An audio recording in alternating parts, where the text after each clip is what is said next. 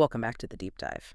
Okay, today our mission is really laser focused. We're cutting through, all the usual earnings call noise. We're skipping the analyst Q&A, and we're going straight to the source.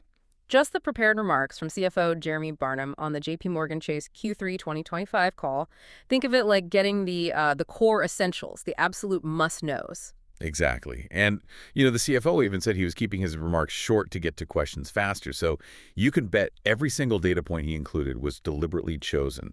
Our goal here is for you, the listener, to get a really high-impact download on JPM's quarter. We're talking the real growth drivers, any sort of unique risk points that popped up, and what their latest guidance might signal. Right. And we have to kick off with those headline numbers. They were pretty impressive. Net income hit $14.4 billion. That works out to $5.07 in earnings per share. And critically, a 20% return on common equity, 20% ROC. Yeah, hitting that 20% is, well, it's the gold standard, isn't it? Okay. Especially for a bank this size. It really shows they're using their capital, their balance sheet, incredibly well. Much better than many competitors, frankly. Getting to 20% ROC in this kind of environment, it shows real capital discipline, serious profitability. Sets the stage, really. Okay, so let's get into the engine behind that. Section 1, firm-wide performance. Total revenue for the quarter was $47.1 billion. That's up a strong 9% year on year.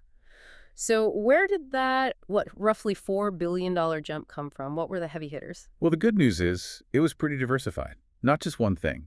Two main drivers. Higher markets revenue, so good client activity there, and then just a broad increase in fees. You saw higher fees in asset management, investment banking, and payments. That's a healthy sign. Growth isn't just banking on one cyclical business. Okay, and then there's always net interest income, NII, always a bit complicated. Sounds like it got a boost from growing the balance sheet and tweaking the mix, but then that boost was basically wiped out by lower interest rates. That's precisely it. It's like they're walking this tightrope strategically. On one hand, they're growing loans, growing deposits that pushes NII up. But on the other, you've got the rate environment, maybe some deposit repricing pressure that pushes NII down. The fact they balanced those forces and still delivered, well, it points to some pretty sharp balance sheet management. And costs. What was the story on the expense side? Expenses came in at $24.3 billion. That was up 8% compared to last year. 8%. Is that concerning or expected? Mostly expected, actually. They tied it directly to the revenue growth, called out higher volume and revenue-related expenses.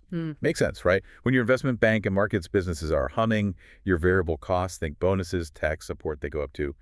It's kind of the cost of doing good business, you could say. And what about their capital cushion? The CET1 ratio, always a key metric, ended at 14.8%, but that was down 30 basis points from the previous quarter. Yeah, but that dip looks intentional. It's linked straight to growth.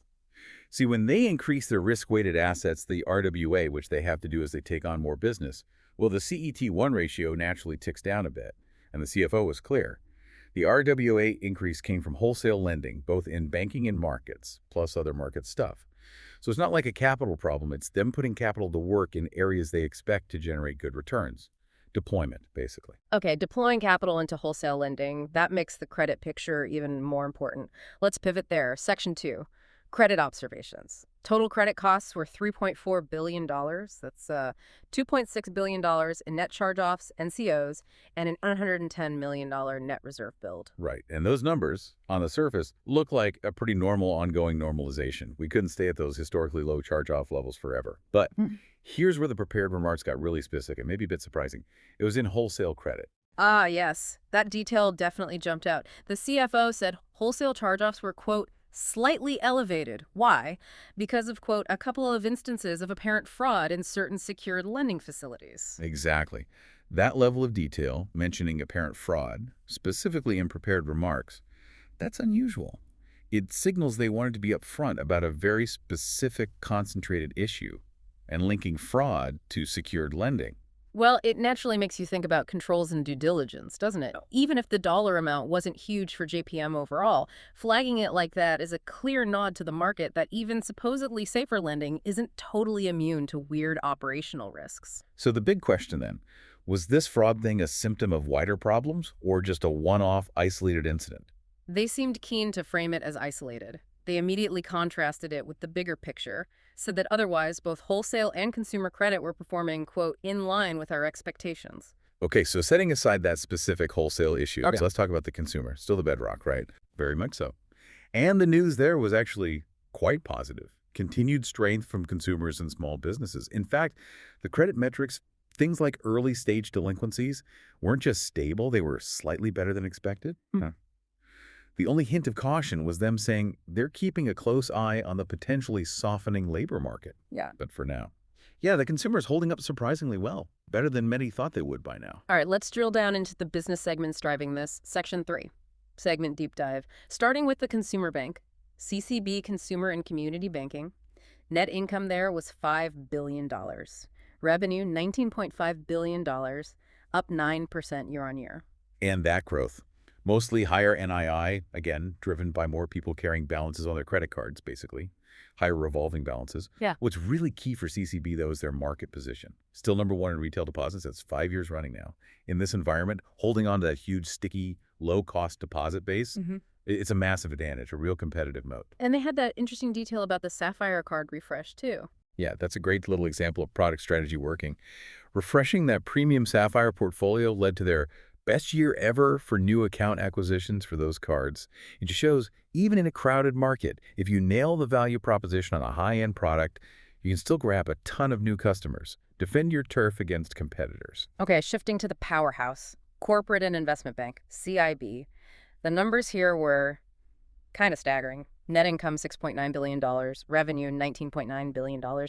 That's up 17% year on year. 17% growth feels pretty cyclical, though. Is this just pent-up deals finally closing, or do they think it's sustainable? That's always the million-dollar question with IB, isn't it? Investment banking fees were up 16%. Yes, driven by more activity.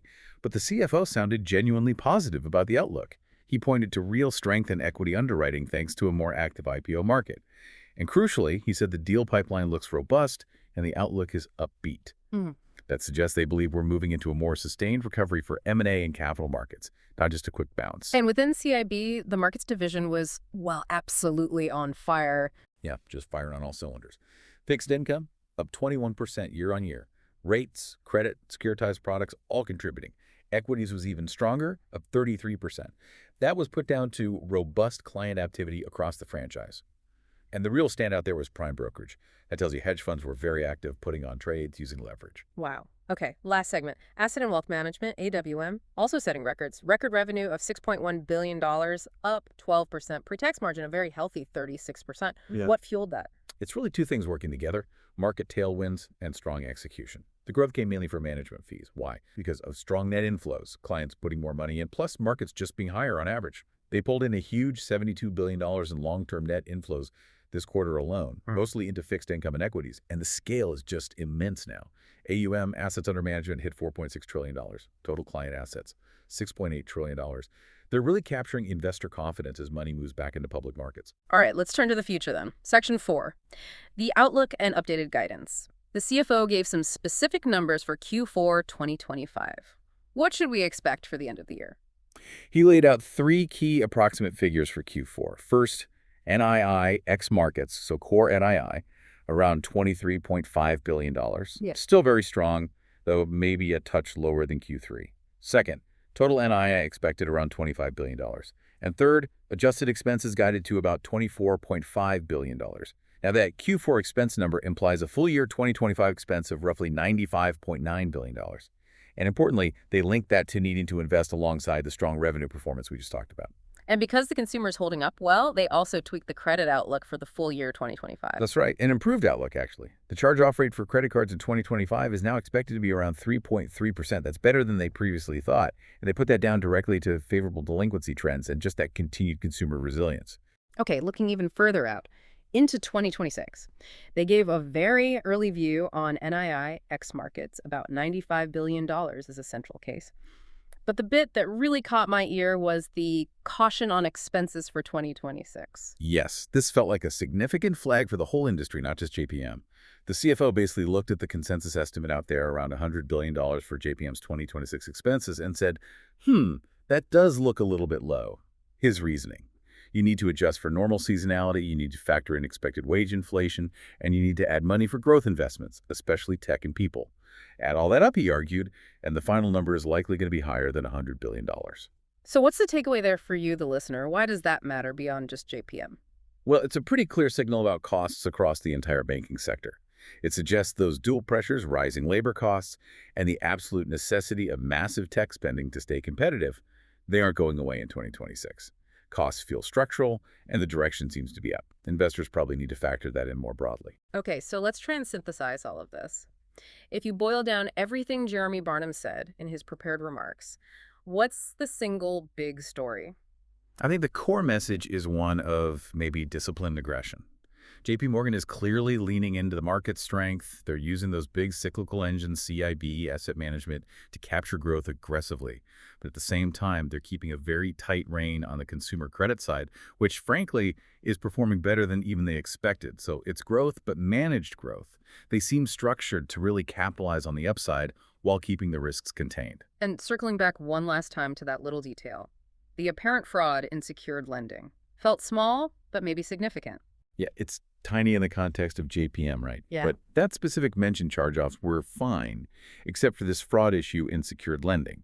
It does stick with you. It might be the canary in the coal mine, pointing towards where future risks could emerge. So here's the final thought for you, the listener, to chew on. We're seeing huge growth in private credit, in complex secured lending, often happening outside the full glare of traditional bank regulation. How well are banks and their regulators actually scrutinizing the controls, the integrity checks in these booming, sometimes opaque corners of the market? Yeah. That potential vulnerability, highlighted by that small JPM disclosure, that seems like something worth watching very closely. Definitely something to keep an eye on. All right, that wraps up this focused deep dive. We'll catch you on the next one.